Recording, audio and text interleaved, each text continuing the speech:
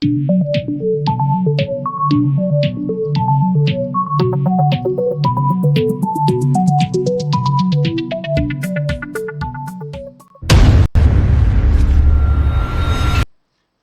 selamat datang dalam channel Kuliah Daring bersama saya Dudiman Hartono.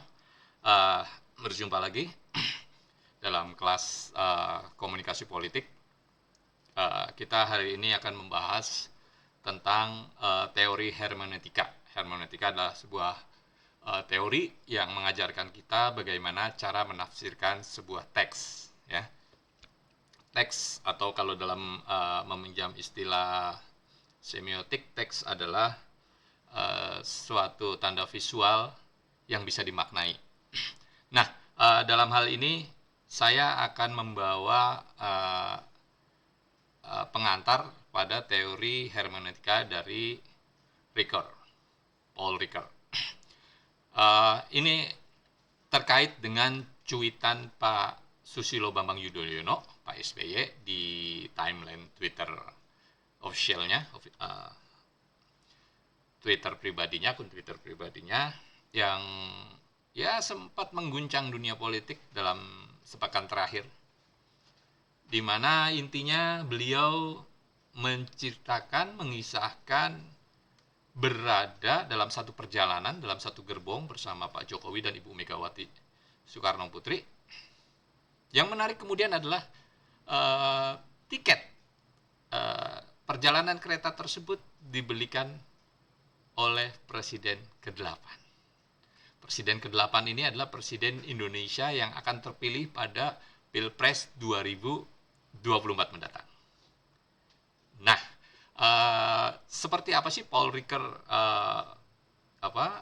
memberikan jalan bagi kita untuk menafsirkan sebuah teks secara hermeneutik, ya.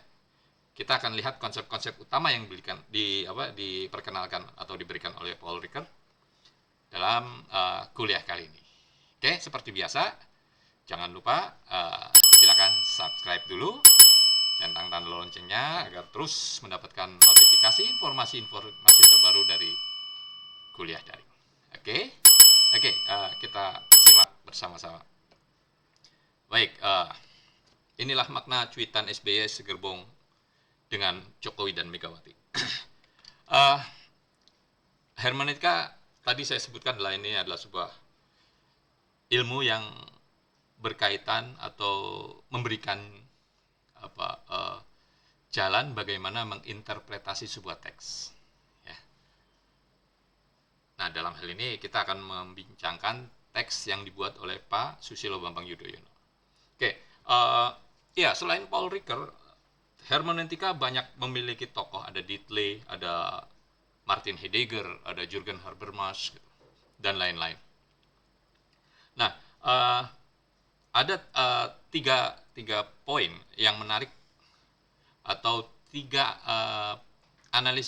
tahapan analisis yang diberikan Paul Ricoeur ketika kita akan melakukan analisis hermeneutik terhadap sebuah teks. Oke, yang pertama adalah free text. Free text ini terkait dengan latar belakang, situasi di mana teks itu muncul atau teks itu diproduksi. Latar belakang atau situasi apa? Tentu saja menyangkut situasi historisnya, sosial budaya, ya, agama, linguistik, ekonomi, dan sebagainya. Jadi setiap teks yang diproduksi pasti ada yang mendahulinya. Ada latar belakang yang melingkupnya, yang terdiri dari hal-hal yang saya sebutkan. Latar belakang sejarah, sosial budaya, nilai-nilai agama, sosial, dan sebagainya, linguistik bahkan yang berlaku pada tempat di mana teks itu diproduksi. Jadi sebuah teks yang diproduksi di Indonesia dengan yang diproduksi di tempat lain, katakanlah di Arab Saudi, di Eropa, itu akan bisa menghasilkan interpretasi berbeda. Bahkan di tempat yang sama dalam kurun waktu berbeda tentu akan memiliki interpretasi yang berbeda pula. Nah, bagi Ricoeur, hermeneutik adalah semacam sebuah panah. Jadi setelah kita melihat preteksnya, latar belakangnya, kita akan kemudian membaca teksnya. Ya, ini kita melakukan interpretasi makna, ya, terhadap sebuah teks yang diproduksi.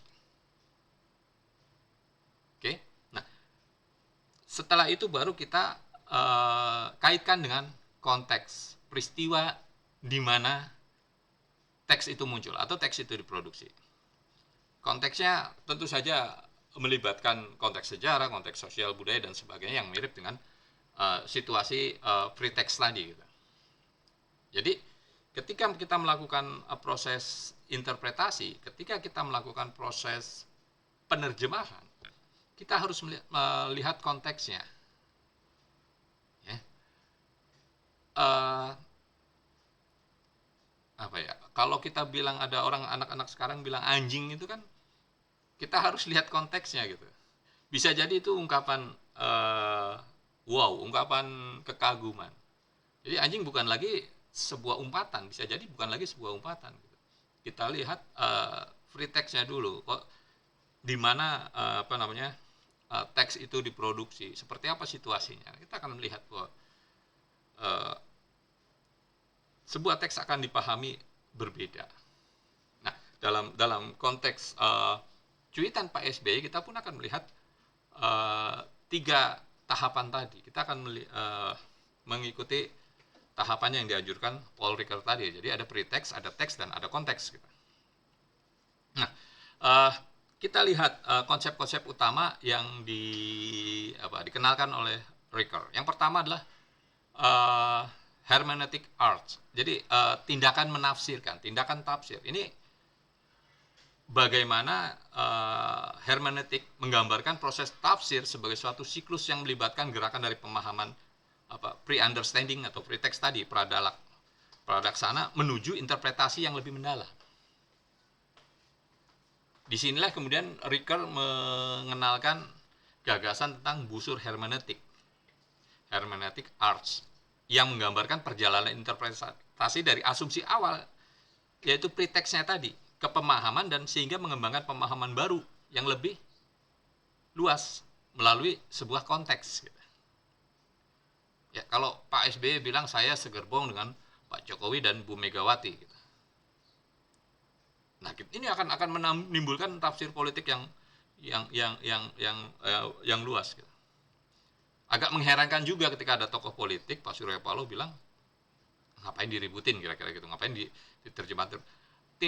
Tindakan apapun dari seorang politisi atau negarawan dalam perspektif politik tentu akan menimbulkan tafsir. Gitu.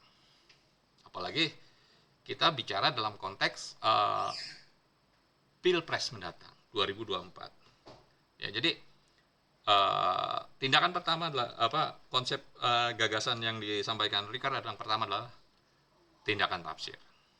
Yang kedua adalah tindakan representasi. Ya, action of representation. Jadi menekankan bagaimana pentingnya teks sebagai representasi dari yang menawarkan dunia makna. Jadi menurut Ricoeur, tindakan mewakili melibatkan pemilihan dan penyajian makna dalam teks, dan interpretasi yang tepat harus memperhatikan konteks dan tujuan komunikasi teks tersebut. Nah, Pak SBY tentu memilih diksi yang dapat mewakili apa yang ada, yang dikandung dalam pesan yang ingin dia sampaikan. Gitu. Kenapa dia memilih perjalanan kereta api? Kenapa tidak bus gitu, atau mobil gitu, atau bahkan pesawat? Ini kebutuhan bagaimana kita melakukan tindakan representasi tadi berkaitan dengan pemilihan penyajian makna dalam teks-teks tersebut. Gitu. Kita harus memperhatikan konteksnya. Nah, ketika beliau menyampaikan cuitan itu, ada konteks pra pemilu di sini. Ada persoalan yang belum selesai di kubu koalisi perubahan terkait siapa pendamping Anies dalam Pilpres nanti. Gitu. Partai Demokrat sudah memberikan ultimatum jika sampai bulan Juni belum ditetapkan siapa cawapres dari Pak Anies, mereka akan melakukan tindakan korektif. Nah, ini juga sebuah kalimat yang bisa ditafsirkan secara hermeneutik.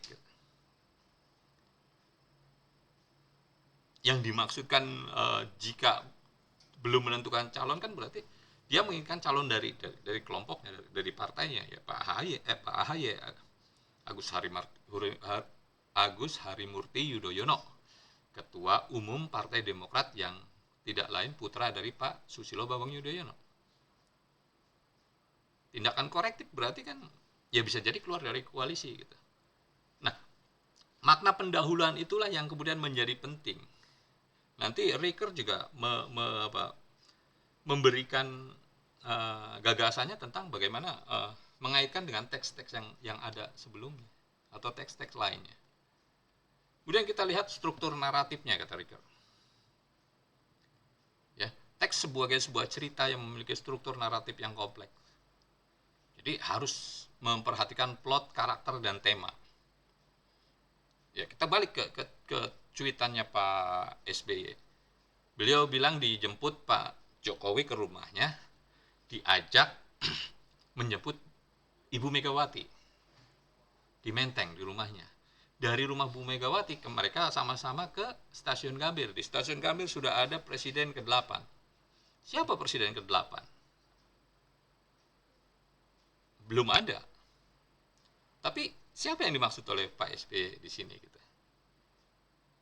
Nah, ini ada plot yang dia sampaikan. Ceritanya sangat-sangat beruntun. Dari rumahnya ke rumah Ibu Mega dulu, kemudian ke stasiun, ketemu Presiden ke-8, dikasih tiket, naik kereta bersama-sama sampai Solo Balapan, Pak Jokowi turun. Pak SBY dan Bu Mega melanjutkan perjalanan ke Jawa Timur. Bu Mega terus sampai Blitar, Pak SBY melanjutkan naik bis ke Pacitan, kampung halamannya. Nah, ini ada elemen narasi yang sangat baik, sangat teratur. Oke, kemudian Riker menyebutkan gagasan tentang makna dua tingkat, the two level meaning. Antara makna literal itu makna yang secara tekstual muncul. Bersama-sama naik kereta, artinya mereka berada dalam satu gerbong gitu. Nah, istilah gerbong dalam khasanah politik di Indonesia adalah berada dalam satu rombongan koalisi kan gitu. Itu makna literalnya gerbong. Nah, kemudian makna yang lebih dalamnya tadi, apakah ini pertanda sebuah sinyalemen koalisi gitu. Jadi kata Riker, ini bukan hanya berhenti pada makna harfiah teks itu sendiri. Makna harfiah teks itu kan tadi naik kereta bareng-bareng gitu. Tapi juga bagaimana kita memperhatikan simbol, metafor, dan bahkan mitis. Ada mitos di sana gitu. Simbolik dari itu apa? Ya gerbong tadi mah itu menjadi simbol. Metafornya naik kereta bersama-sama. Ada mitos di situ. 3 negarawan, ya, 2 mantan presiden, 1 yang akan menjadi mantan, dan 1 lagi yang akan menjadi presiden. Yang mengantarkan ketiga orang mantan ini ke kampung halamannya. Jadi kita harus memerhatikan makna yang dibalik makna literal itu sendiri. Itu yang dipesankan oleh Paul Riker. Kemudian dialog antartekstual, ya. Jadi intertekstual dialog ini adalah bagaimana teksnya Pak SBY tadi, ya, dihubungkan dengan teks-teks lainnya.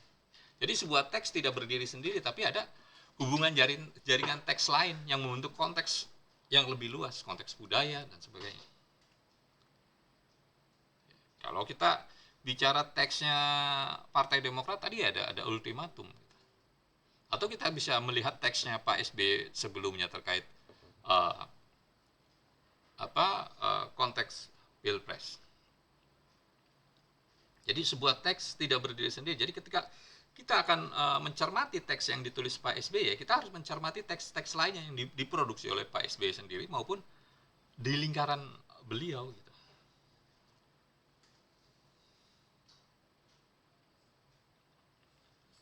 Nah, yang terpenting kemudian adalah kritik ideologi. Ya. Bagaimana sebuah teks dapat mencerminkan, memperkuat ideologi yang ada dalam masyarakat. Disinilah Ricker mengajukan sebuah kritik ideologi dalam interpretasi, yaitu bagaimana kita melakukan analisis terhadap asumsi-asumsi yang mendasari teks dan mempertanyakan potensi penyelewengan atau dominasi ideologis dalam interpretasi tersebut. Jadi kita tidak terjebak pada dominasi ideologi yang justru akan mengarahkan kita pada penyelewengan tadi gitu, potensi penyelewengan.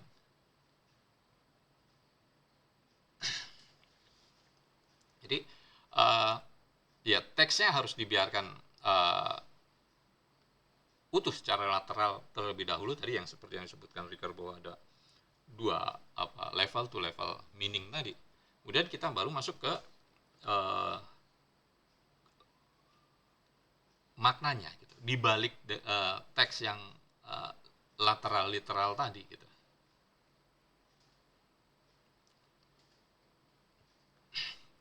Oke.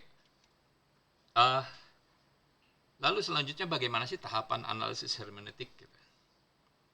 Ya tentu saja yang pertama adalah pembacaan awal. Initial reading ini melibatkan bagaimana kita membaca teks dengan tujuan untuk memperoleh pemahaman dasar tentang isi teks gitu. Jadi kita membaca teks secara lateral tadi gitu. Saya bermimpi di suatu hari Pak Jokowi datang ke rumah saya di Cikeas untuk kemudian bersama-sama menyebut Ibu Megawati di kediamannya. Selanjutnya kami bertiga menuju stasiun Gambir. Itu ini yang pertama, treat yang pertama. Treat yang kedua, di stasiun Gambir sudah menunggu Presiden Indonesia ke-8. Nah, Pak Jokowi ini Presiden Indonesia ke-7. Pak SBY Presiden Indonesia ke-6, Bu Megawati Presiden Indonesia ke-5. Dan beliau telah membelikan karcis kereta api Gajayana ke arah Jawa Tengah dan Jawa Timur. Nah, kenapa Gajayana? Gitu kan, gitu.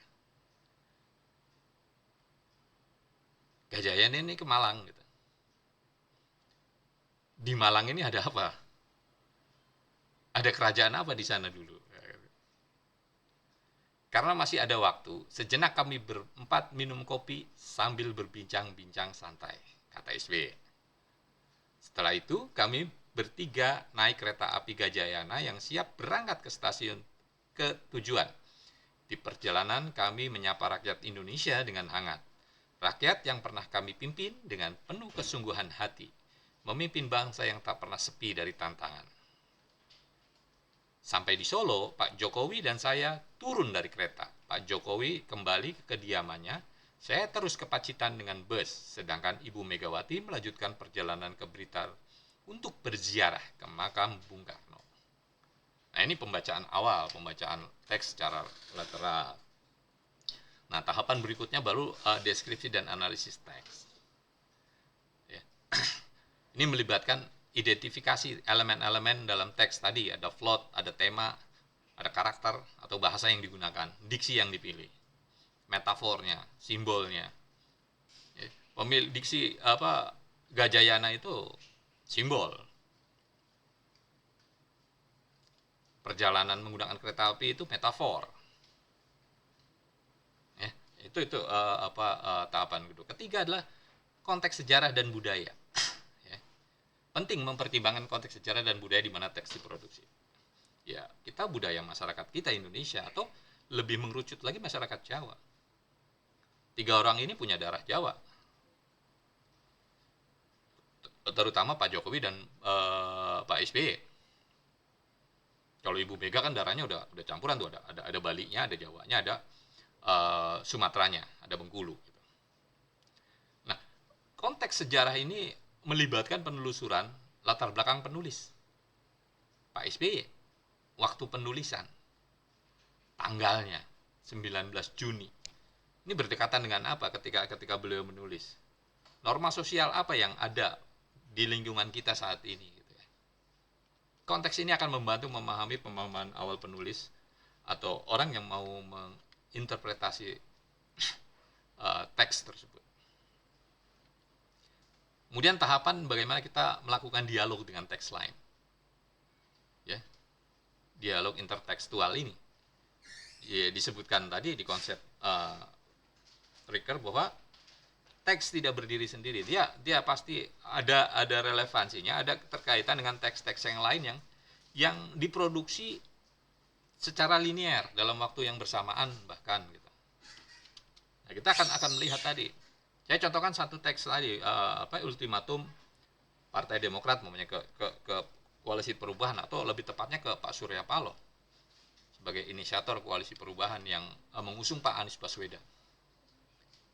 Kemudian baru kita ke tahapan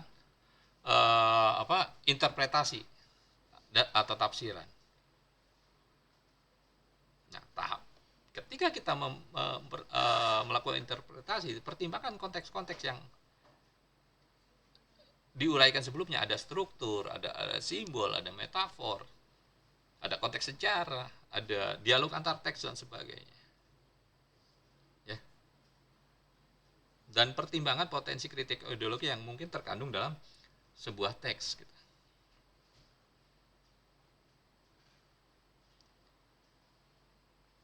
Pak SBY bicara tentang kepemimpinan nasional. Oke, yang berikutnya adalah di ujung adalah tentunya refleksi dan evaluasi. Ya, bagaimana perlu kita melakukan refleksi kritis terhadap interpretasi kita, mempertanyakan asumsi dan mencari kesesuaian antara makna yang ditemukan dengan konteks dan tujuan interpretasi kita. Jangan sampai kita sudah punya asumsi sebelumnya, kemudian bahasa sekarang ini cocokologi, dicocok-cocokkan gitu, sehingga ingin mendapatkan interpretasi yang sebelumnya kita udah punya asumsi gitu. Sehingga di sini yang disebut penyelewengan terhadap interpretasi tadi gitu. Nah, kita harus melakukan ini dengan baik.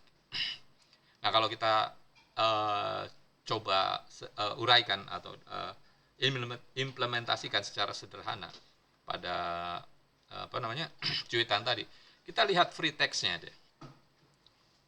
Free text-nya kita tahu bahwa ini menjadi kognisi sosial bahwa hubungan Pak SBY dan Ibu Megawati buruk sejak 2024. Ini adalah momen ketika Pak SBY pertama kalinya maju dalam Pilpres. Beliau waktu itu adalah menterinya Ibu Megawati. Beliau ditanya oleh Ibu Megawati, Anda akan maju? Beliau bilang enggak. Nah, ini yang kemudian membuat Ibu Megawati kecewa, merasa dibohongi dan sebagainya, sehingga kemudian ya hubungannya memburuklah sampai saat ini. Yang kedua, Partai Demokrat dan PDI Perjuangan saling beroposisi. Ketika 2 kali masa kepemimpinan Pak SBY, PDI Perjuangan menjadi oposisi Partai Demokrat. Dia partai yang tidak ikut dalam koalisinya Pak SBY.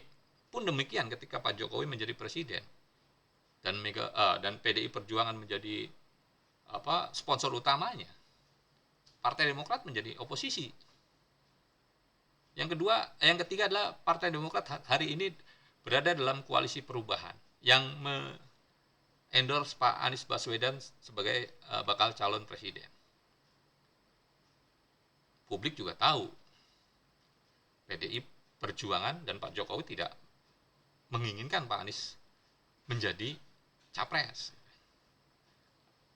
Yang kemudian berikutnya adalah Sekjen Partai Demokrat dan PDI Perjuangan bertemu, dan kemudian dilanjutkan dengan pertemuan Pak AHY dan Ibu Puan.